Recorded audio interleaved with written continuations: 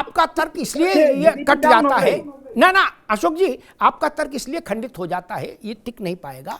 फिर मैं भाजपा के पास जाऊंगा, दोबारा मैं आपके पास, इसलिए टिक पाएगा। इतनी बात बता दूं, मोदी जी ने कहा 50 दिन में ऐसा ऐसा हो जाएगा, आपके हिसाब से नहीं हुआ, लेकिन वोट तो पड़ा 150 दिन बाद। तब तो उनको और डबल हारना चाहिए था, तब तो डबल हारना चाहिए था, जमानतें जब्त हो जानी चाहिए थी। अरे श्रीमती जी, कुछ तो सस्ता लो, बचत करो। नहीं श्रीमान जी, सब बढ़िया लो, रहने दीजिए। इसमें क्या खास बात है? थोड़े में ज्यादा स्वाद, यही तो है इसकी खास बात। वाओ मम्मा, क्या स्वाद है। अरे मेरे राजा, राजा और मसाला। अब छोलिया हो या लोबिया, सफेद चने या काले चने, सब कुछ मजेदार बने। दौड़ा दौड़ा पीटे जाने चाहिए थे। क्या 50 दिन के भीतर उत्तर प्रदेश में वोट पड़ा था? नहीं ना। आपका तर्क यहां पर गड़बड़ा गया। अगर यह होता कि 10 दिन के भीतर वोट हो गया तो मैं मानता कि भाई उनने 50 दिन का फेंका पासा और वोट हो गया। अब वोट हो गया, जनता क्या करे? नहीं, वोट तो बाद में हुआ। नोटबंदी के 50 दिनों के भीतर तो कोई चुनाव ही नहीं हुआ मित्र। इसलिए मैंने निवेदन किया था कि यह फैसला है, इसका राजनीतिक असर क्या है, इस पर चर्चा हो जाए। ऋचा सिंह जी, आपके विपक्षी दल, आपके प्रतिस्पर्धी दल कह रहे हैं कि 50 लाख या 55 लाख करोड़ आपने, उनका शब्द है, लूटा, और उसी में से जैसे पूरा डब्बा लड्डू का छीन लिया और उसमें से फिर चूरा दे दिया, बोले जाओ मौज करो। ऐसा विपक्ष के लोग कह रहे हैं। और आप इस पर बचत उत्सव मना रहे हैं पूरे देश में। आदरणीय मेहताब सर, आपके माध्यम से सबसे पहले पूरे देश को शारदीय नवरात्रि की बहुत बहुत शुभकामनाएं, शक्ति के पर्व की बहुत शुभकामनाएं। आज देश में नेक्स्ट जनरेशन का जीएसटी रिफॉर्म लागू हुआ है। साथ ही आर्थिक उत्पादों को लेकर आर्थिक रूप से देश को आत्मनिर्भर बनाने के लिए प्रधानमंत्री जी ने पूरे देश से आह्वान किया है कि स्वदेशी अभियान भी चलाया जाए। और नेक्स्ट जनरेशन जीएसटी रिफॉर्म्स आज से लागू हुए हैं, जिसका प्रभाव इस देश के प्रत्येक व्यक्ति पर पड़ना है और इस देश का प्रत्येक व्यक्ति इन जीएसटी रिफॉर्म से लाभान्वित होने जा रहा है। रही विपक्षी दल की बात, तो विपक्षी दल भूल गए हैं वो समय, विशेषकर कांग्रेस पार्टी, कि जब 2017 से पहले देश में टैक्स लगा करता था तो वो वैट के फॉर्म में लगता था और पूरे देश में एक ही समान अलग अलग स्लैब्स पे, अलग अलग रेट्स पे, अलग अलग राज्यों में बिका करता था और प्रक्रिया भी ऑनलाइन नहीं थी, जिसके चलते राजस्व की बड़ी चोरी कांग्रेस की सरकार में हुआ करती थी। राजस्व में कोई पारदर्शिता नहीं थी। 2017 में आदरणीय प्रधानमंत्री मोदी जी ने इस देश में जीएसटी को लाया। कश्मीर से लेकर कन्याकुमारी तक टैक्स को में एकरूपता लाई गई और आज फिर से जीएसटी के नेक्स्ट जनरेशन सुधार किए गए हैं।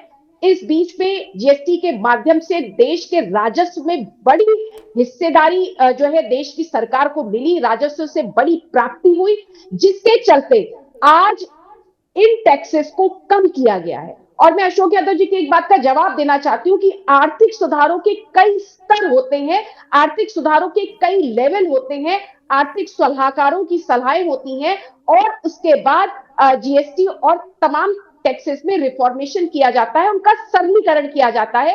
ये किसी भी देश के विकास की एक सतत प्रक्रिया होती है, जिसमें सरकार अपने देश की इकोनॉमी को मजबूत बनाने के लिए समय समय पर तमाम निर्णय लेती है। 2017 में हमने देश की इकोनॉमी को मजबूत करने के लिए जीएसटी का निर्णय लिया था। आज फिर से जीएसटी के नेक्स्ट जनरेशन के रिफॉर्म्स का निर्णय लिया गया है, जिससे देश की जनता को फायदा मिलेगा, देश की अर्थव्यवस्था जो है विकसित भारत की ओर आगे बढ़ेगी। और जनता देख रही है कि किस तरीके से अभी ये आपदा में अवसर की बात कर रहे थे, मैं तो कहना चाहती हूँ कि समाजवादी पार्टी और कांग्रेस पार्टी अवसर में भी आपदा ढूंढने का प्रयास करती है।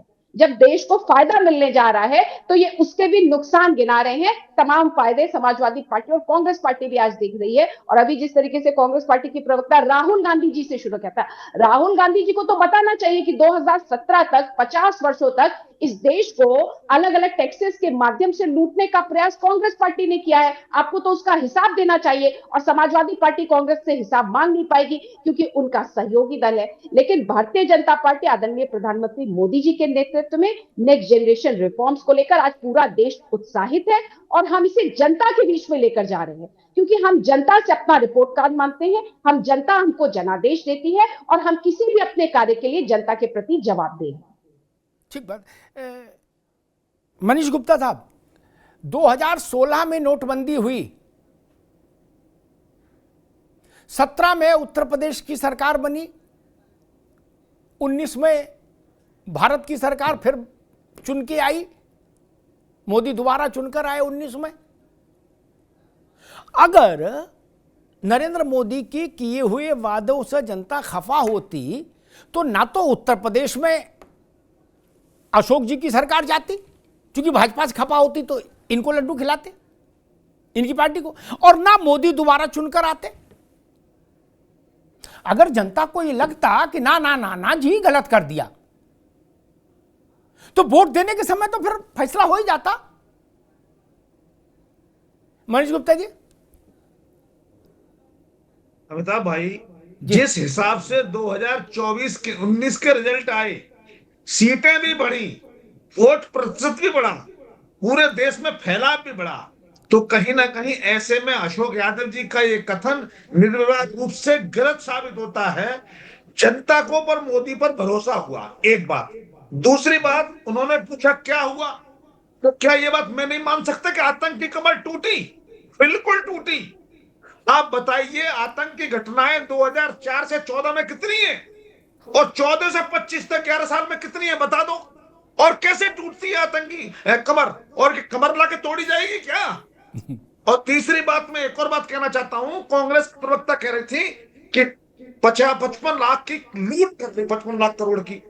तो अब मैं आपसे कहता हूं, जब जीएसटी बना तो जीएसटी में एक्साइज ड्यूटी का रेट था 16%, और सेंट्रल सेल्स टैक्स से लोकल सेल्स टैक्स रेट 10 या 8%, जो अगर हम सी फॉर्म का इस्तेमाल करते तो वो 2% रह जाता था। तो 18% का रेट तो मिनिमम सरकार चार्ज करती रही है, वो भी सबके लिए। और वहां कितनी बेईमानी के सी फॉर्म में कितनी बेईमानी होती थी, सेल टैक्स में कितना करप्शन था, हम सब जानते हैं।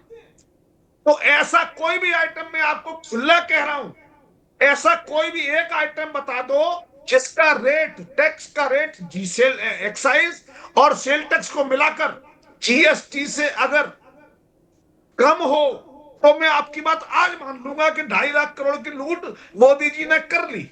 एक भी आइटम बता दो आप, दूध से लेके हवाई जहाज तक, कारों से लेके मोटरसाइकिल तक, साइकिल से लेके साइकिल के ट्यूब तक, किताब कॉपी से लेके मिठाई तक, एक भी आइटम बता दो जिसमें excise duty plus sale tax मिला के जीएसटी से रेट ज्यादा था या कम था। अगर कम होगा तो मैं मान लूंगा आपकी बात, लेकिन आप नहीं कहेंगे। तो बता दूं, अगर आप 2013 में होटल चली जाती, रेस्टोरेंट में खाना खाने, तो 15 से लेकर 20% का टैक्स था, 5% आप खा के आइए। तो बात यह है कि अगर आप आइटम वाइज चर्चा करें, दूध की, पनीर की, जूते की, कपड़ों की, होटल जाने की, 800 रुपए के होटल में जाइए, आपको यह महसूस होगा कि रेटों में फर्क आया है।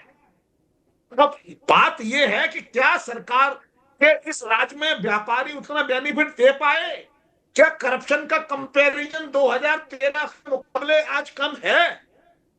5-5 साल के सी फॉर्म नहीं आते थे, 5-5 साल के। मैंने खुद सेल टैक्स के असेसमेंट कराए, कैसे होते हैं आपको बताऊंगा, आपको हंसी छूटेगी।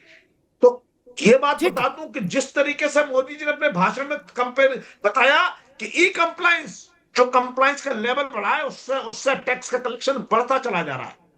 रेवेन्यू में कमी नहीं हुई है, रेट में कमी हुई है, चूंकि भ्रष्टाचार घटा है, जो सेल टैक्स की चोरी थी वो घटी है। अभी ठीक है मनीष भाई, आपने अपनी बात रखी, मैं सुची जी के पास चलूंगा। सुची जी, मनीष गुप्ता कह रहे हैं कि जीएसटी से पहले जो टैक्स स्ट्रक्चर था भारत में, वो कह रहे किसी भी एक चीज को नमूने के तौर पर सामने लाया जाए और उस पुराने टैक्स सिस्टम में VAT, set, sale tax, excise और जितने भी टैक्स लगते थे उन सबको जोड़ के देखा जाए और फिर जीएसटी के पहले सिस्टम में या दूसरा छोड़िए, पहले सिस्टम में उस पर पहली बार में कितना टैक्स लगा उसको मिला लिया जाए, जीएसटी वाला टैक्स कम बैठेगा। मनीष गुप्ता कह रहे हैं। अगर ये बात फैक्चुअली करेक्ट है तब ये नैरेटिव ही खत्म हो जाता सारा कि लूट लिया गया। अरे श्रीमती जी कुछ तो सस्ता लो, बचत करो। नहीं श्रीमान जी, सब बढ़िया लो, रहने दीजिए। इसमें क्या खास बात है? थोड़े में ज्यादा स्वाद, यही तो है इसकी खास बात। वाओ मामा, क्या स्वाद है। अरे मेरे राजा,